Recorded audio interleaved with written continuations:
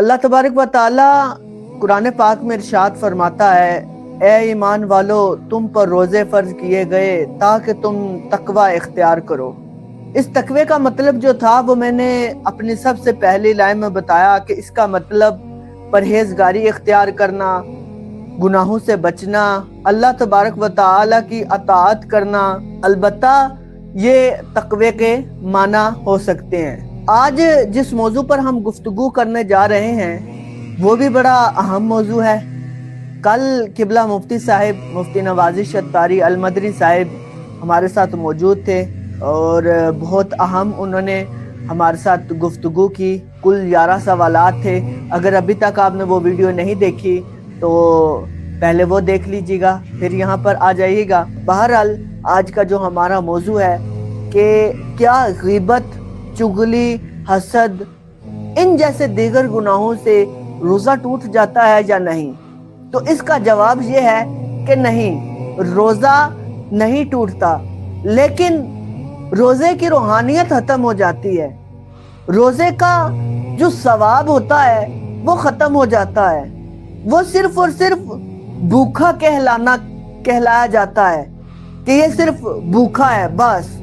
इसके अलावा वही आम जिंदगी की तरह उसके जिंदगी में गुनाह, वही आम जिंदगी की तरह उसके रमजान के रोजे में वही सुस्तियां, काहलियां, गुनाह कि जिनकी वजह से इंसान इस गुनाहों की दलदल में फंसता चला जाता है।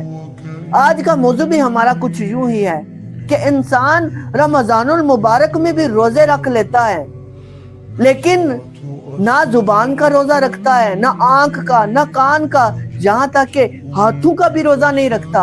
वो इस तरह जुबान का रोजा इसलिए नहीं रखता कि वो सिर्फ और सिर्फ भूख का रोजा रख लेता है और फिर वही आम जिंदगी की तरह झूठ, गिबत, चुगली, छोटे बच्चों पर शफकत ना करना, यूं ही उनको डांट देना, गाली गलौज करना, या फिर दूसरे बंदों को नीचा दिखाना, आम जिंदगी के जो आम गुनाह होते हैं। बल्कि अफसोस के साथ ये कहना पड़ेगा कि जिनके बगैर रहना गुजारा ही नहीं।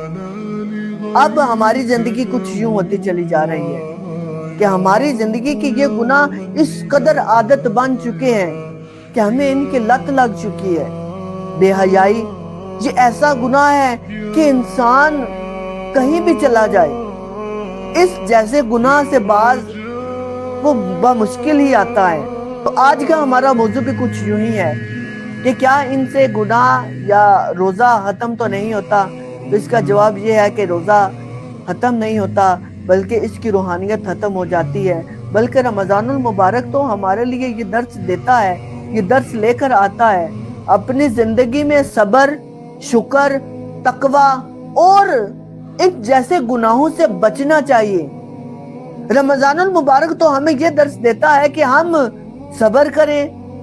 रमज़ानुल मुबारक तो हमें ये दर्स देता है कि हम शुक्र करें, अपनी जुबान का भी रोजा रखें, आंख का भी रोजा रखें। जब इंसान हल चलाता है जमीन पर, लेकिन उस हल चलाने के बाद बीज नहीं बोता, देखने वाला क्या कहेगा कि ये कैसा बंदा है कि जो ये उम्मीद कर रहा है कि इस जमीन पर कुछ ना कुछ उगेगा जरूर, जबकि उसने बीज नहीं बोया। लेकिन वो जो हल चला रहा है वो ये कहेगा कि क्या पता खेती उगाए, बीज नहीं बोया। इसी तरह रमज़ानुल मुबारक में अगर हम गिबत, चुगली, हसद या इन जैसे दीगर गंदे गलीज गुनाहों से ना बचें, लेकिन उम्मीद ये करें कि रोजा कबूल हो जाएगा, तो आप मुझे बताएं कि क्या रोजा कबूल होगा? क्या रोजे में वो रूहानियत रहेगी? वो सिर्फ और सिर्फ भूख का ही रोजा होगा। भाई वो सारा दिन बस भूखा ही है, यही उसका रोजा है। अल्लाह तबारक व ताला हमें इस तरह रोजा रखने की ना तौफीक दे, बल्कि इस तरह की तौफीक दे कि उस रोजे में اللہ تبارک و تعالیٰ کی رضا شامل ہو، اس طرح کی ہمیں توفیق دے کہ اس روزے میں صرف اور صرف اللہ کی رضا شامل ہو، نہ ہی اس میں ان جیسے غلیظ گناہ ہو، اور نہ ہی اس روزے میں اللہ تبارک و تعالیٰ کی نافرمانی ہو۔ لیکن ہم اس قدر ان گناہوں میں پڑ چکے ہیں کہ ہمیں تو ان گناہوں کی لت لگ چکی ہے۔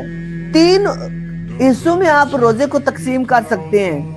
ایک وہ حصہ کہ جو ایک عام بندے کا روزہ ہو، نمبر 2 جو خاص بندے کا روزہ ہو، اور نمبر 3 پر جو خاص سے بھی خاص بندے کا روزہ ہو۔ عام بندے کا روزہ جیسے وہ روزہ تو رکھ لیتا ہے لیکن وہ صرف اور صرف بھوک کا روزہ رکھتا ہے، اس میں کسی بھی چیز کا وہ لحاظ نہیں رکھتا۔ اور دوسرا جو خاص بندے کا روزہ ہو کہ وہ روزہ رکھ لیتا ہے لیکن بھوک کے ساتھ ساتھ وہ ان جیسے غلیظ گناہوں سے بچنے کی بھی کوشش کرتا ہے۔ یہ ہو گیا خاص بندے کا روزہ۔ لیکن خاص الخاص جو خاص سے بھی اوپر ہو، اس بندے کا روزہ یقیناً قبول ہوتا ہے، کیونکہ اس روزے میں رب کی رضا شامل ہوتی ہے۔